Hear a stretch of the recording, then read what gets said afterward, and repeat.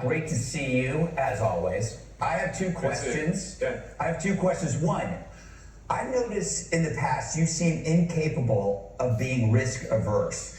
If you see something you want to try, you try it. And so I'm wondering, what kind of advice would you give to a young person whose fear of failure keeps them from taking risks that would actually enrich their lives, whether it's career or personal life? And my next question is, when the hell are you doing my show?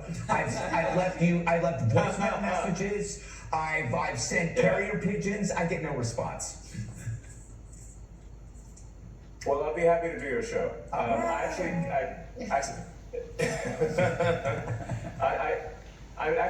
seen pieces of your show, and it's very funny. Actually, it's my style of humor, so I look forward to doing your show. Awesome.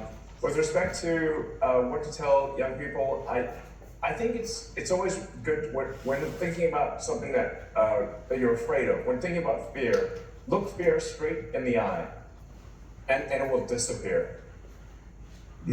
Okay. All right. The nature of fear is that people don't look at it. Yeah. Look at it directly, and it will be gone. All right. Thank you. Yeah. Good advice. All right, Jesse. Jessica, look at me. Look at me. Face your fears, Jessica.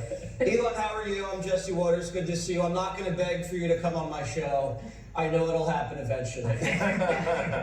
You said the other day you uncovered some evidence that there was massive Social Security fraud and that arrests were imminent. Yes. What can you tell us about that? And what can you tell us about what you've seen politicians do to make massive amounts of money off of the federal government, like Nancy Pelosi? Please. Yes. So we've encountered. There's really so much for it. It's deciding what should be prosecuted first, because it's such a long list. You have to actually prioritize the list. We convey the list to the Department of Justice. The DOJ has a process that they go through to review and think about it. The wheels of justice turn slowly. In fact, obviously, I have a maniacal sense of urgency. So to me, when I see that terrible fraud has happened, I'm like, why haven't we arrested someone already? But as the saying goes, the wheels of justice turn slowly but surely.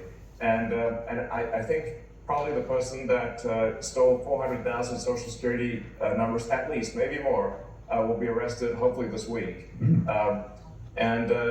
With respect to the non-governmental organizations, these sort of fake NGOs, I think there needs to be a number of arrests in that regard as well, because these are fake charities where mostly Democrats, I don't want to there's sometimes a little bit of Republican in there, because they sometimes throw the Republicans a bone to say, hey, be quiet about this. So that's where you start getting the uniparty thing going on.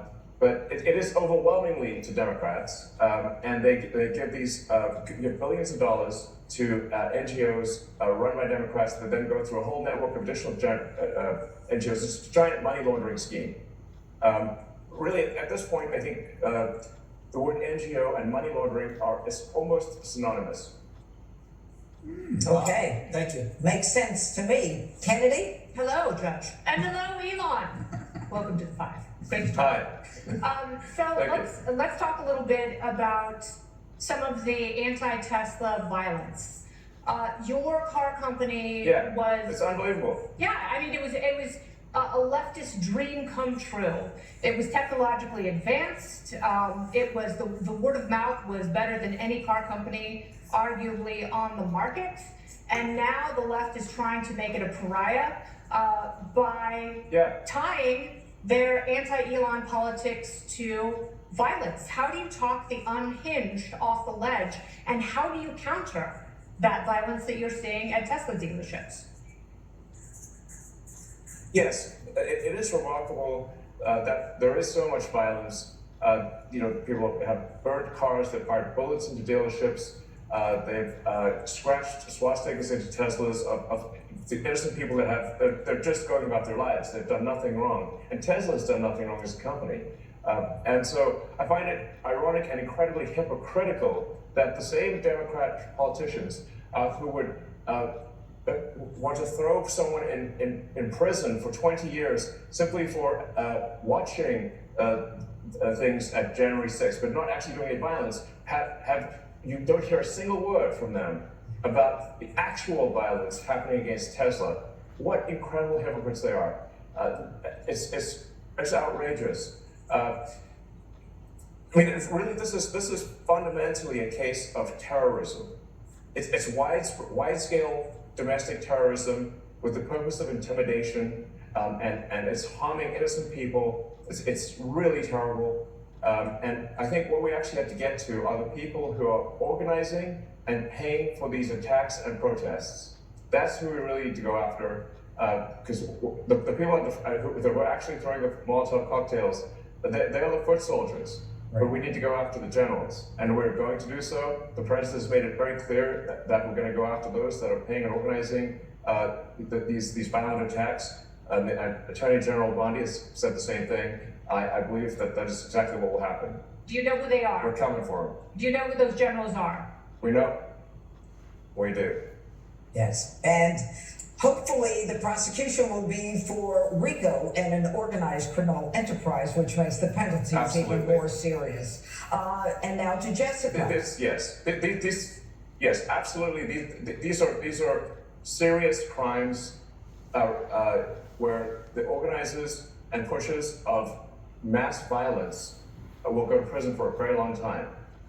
That's right. Okay. And I hope they see this segment.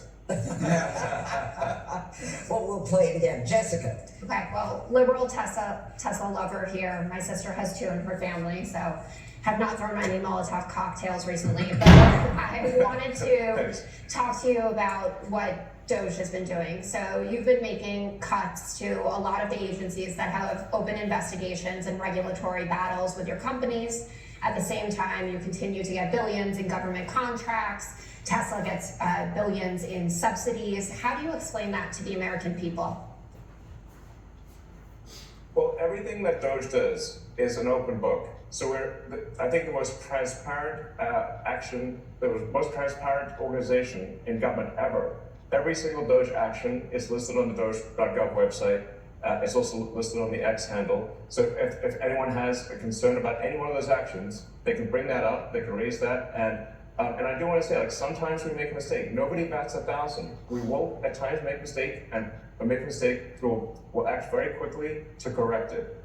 I am under such an extreme spotlight, so much scrutiny, that it's literally impossible for me to get away with anything nefarious, and obviously nor do I wish to. So this is a case where we have radical transparency.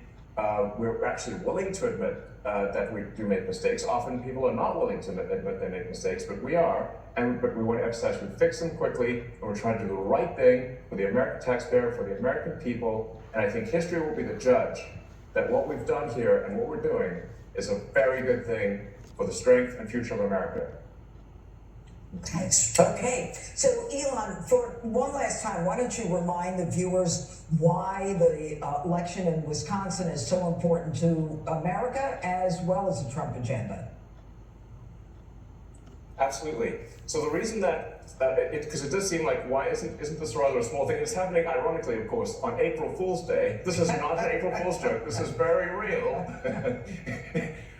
So a judge race election in Wisconsin will decide whether or not the Democrats can gerrymander Wisconsin in order to remove 2 House seats from Republican to Democrat. Because of the razor-thin margins in the House, that would mean potentially a flip of the House from Republican to Democrat. That means at the next election, roughly less than 2 years from now, the House will then immediately take action to stop the president's agenda. And it's always worth reminding people the president was elected with a majority of the people of America, a meaningful majority of the popular vote. So all the president is trying to do is implement the will of the people.